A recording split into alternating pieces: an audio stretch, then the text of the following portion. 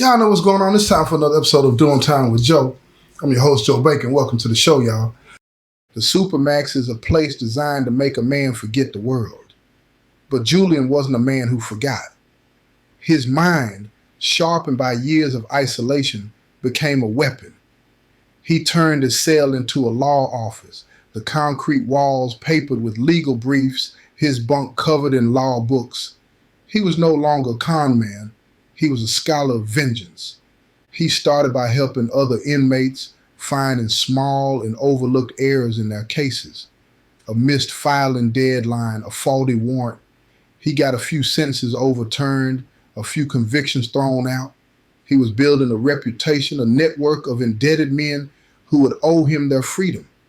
He was building an army of ghosts he could use in his long and patient war against Peterson. On the outside, Peterson was a ghost of a different kind. He was living in a small and run-down apartment, working his dead-end job, a man haunted by the constant and low-grade fear of a past that would not let him go. He knew Julian was out there, somewhere in the system, and he knew that a man like Julian did not forgive. He was a man waiting for the other shoe to drop. The first shoe dropped in the form of a letter. A legal notice. One of the inmates that Julian had helped to free was filing a civil suit against the prison system and against every guard who had worked on his block, including Peterson. It was a frivolous lawsuit, but it was an annoyance, a reminder, a whisper from the ghost in the machine. I'm still here. Then came another and another. Julian was orchestrating a campaign of legal harassment from his cell, a death by 1,000 paper cuts. He was using the law itself as a weapon, turning the system against the man who had used it against him. It was a brilliant and terrifying strategy. Peterson was drowning in legal fees. He was a broken and paranoid man, seeing Julian's hand in every shadow. He had thought he had won, but he was beginning to realize that his own and personal sentence had just begun, and Julian in his cell just kept working. He was a spider, spinning a web of a beautiful and intricate and deadly design, and he knew that sooner or later the fly he was hunting was going to make a mistake, and he was going to be there to see it. The final move in Julian's long game was a masterpiece of a cold and patient revenge. He had spent years studying Peterson's case, the testimony, the evidence, the deal he had made, and he found it. A small and almost invisible crack in the foundation of the prosecution's case. A piece of evidence that had been mishandled. A witness who had been improperly coached. It was a long shot, a legal Hail Mary, but it was a shot. He used his network on the outside, the men whose freedom he had won, to hire a real lawyer, a bulldog, and he fed him the information. He wasn't trying to get himself out. He was trying to get Peterson put back in. He filed a motion claiming that his own conviction was the result of a conspiracy between the federal government and their star witness, Peterson. A witness who, he claimed, had lied on the stand. It was an audacious and brilliant move. It forced the feds to reopen the case, to re-examine the evidence, and in that re-examination, they found what Julian had known they would find: the cracks, the inconsistencies, the small and desperate lies that Peterson had told to save his own skin.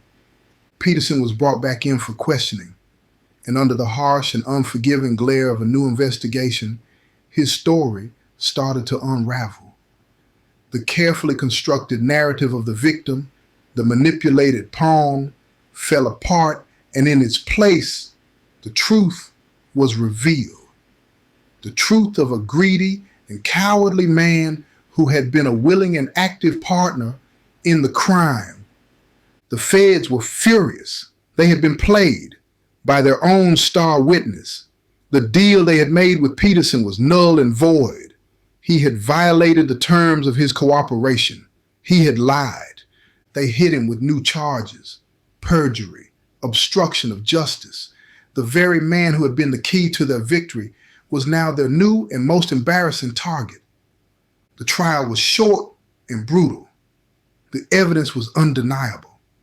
Peterson was found guilty. And the judge, the same one who had sentenced him to 5 years, now sentenced him to 20 in a maximum security federal prison. He was going back to the cage, not to a minimum security camp, but to the real thing. The world of concrete and steel, of predators and prey. The world where a dirty cop, who was also a snitch, was the lowest form of life. As they led him away, he finally understood. Julian smiled in that courtroom all those years ago. It wasn't a threat. It was a promise that the game was not over. And that in the end, the master player always gets his checkmate. They sent Peterson to the same Supermax facility where Julian was housed. It wasn't a coincidence. It was a final and brutal act of a bureaucratic poetry. The system, in its own and indifferent way, had a sense of humor. He was no longer a guard. He was no longer a free man. He was just an inmate. And he had the worst jacket a man can wear in that world, a snitch and a cop. He was a walking, talking target. He spent his days in a state of a constant and low-grade terror. He never knew when it was going to come. The shiv in the yard, the beating in the shower. He was a dead man walking. And the only question was when his sentence would be carried out. He and Julian never saw each other. They were in different units on different schedules. But Julian knew he was there. And that was enough. His revenge was complete. He had not just taken Peterson's freedom. He had taken his life. He had just given him a different and slower and more painful death. And this story, the story of the tax scam, it's a story about a different kind of prison hustle. A hustle of the mind, a game of chess played with human lives. Julian was a master of that game, and in the end he had won. But what kind of victory is it? To sit in a concrete box for the rest of your life, your only satisfaction the knowledge that the man who betrayed you is in a concrete box just down the hall? It's a cold and empty and ultimately pathetic kind of victory. It's a story that shows you the true and corrosive nature of revenge. It's a poison, and it destroys not just its target, but the one who wields it. Julian had gotten his revenge, but he was still in a cage, and he would die there, alone, a king in a kingdom of one. And so we come to the end of the story of the tax scam, a story of two men, a keeper and a kept, who found a common ground in their shared and bottomless greed, and who in the end destroyed each other. Peterson was a man who was broken by his own and quiet desperation. He had made a deal with the devil, and when the bill came due, he had tried to skip out on the payment. But the devil, as they say, is in the details.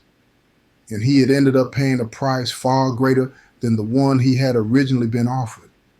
And Julian, he was a genius, a man with a mind like a steel trap. But his own brilliance was his downfall. He thought he could outsmart the world, but he had only outsmarted himself.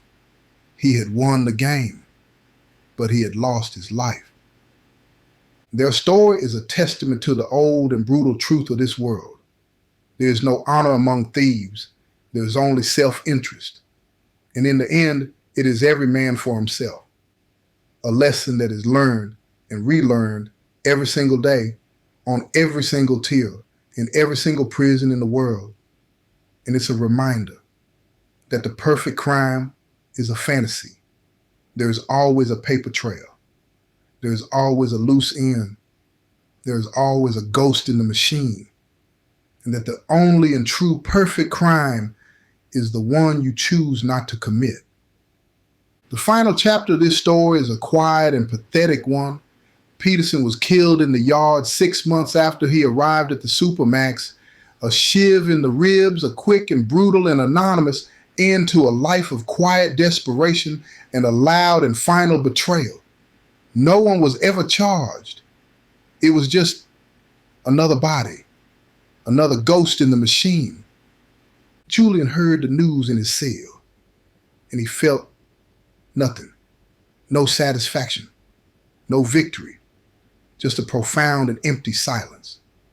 The object of his long and patient and all-consuming revenge was gone, and he was left with nothing but his own, an empty life sentence. He died in that cell, years later, an old man. He had been the smartest man in a world of brutes. He had been a king in a world of cages. But in the end, he was just another inmate, another number, another ghost in a system that is designed to create them. And their story, the story of the crooked cop and the brilliant inmate, it became a legend in the prison, a cautionary tale, a story about the dangers of greed, of betrayal, and of a revenge so cold, so patient, so complete, it consumes the avenger himself. It's a reminder that in this game, there are no winners. There are only survivors. And sometimes the cost of survival is everything you once were and everything you could have been. This has been another episode of Doing Time with Joe. I'm your host, Joe Baker, and I say peace, y'all. I'm getting so tired.